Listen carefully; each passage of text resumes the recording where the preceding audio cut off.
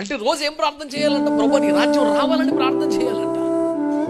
నీ నామం పరిశుద్ధపరచబడాలని ప్రార్థన చేయాలంట.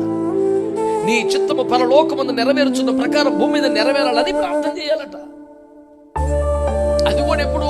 మా ఆహారం, మా శోధన, మా రుణం, మా బాధ, మా మా మా ముందు నీ నీ అంటే ప్రార్థన రెండు భాగాలు చేస్తే ప్రథమ భాగం ఏమిటి? మొదటి అర్థం ఏమిటి? అసలు మనకు సంబంధించిన విషయం కానే కాదు, మన కానే కాదు, కాకూడదు. అంటే ప్రార్థనలో ప్రథమ భాగం, ఫస్ట్ హాఫ్ అంతా కూడా దేవునికి సంబంధించి, మీకు వినడానికి వింటున్నాక వింటున్నా, దేవునికి సంబంధించిన విషయాల కోసం మనం ప్రార్థన చేస్తాం. మనం ప్రార్థన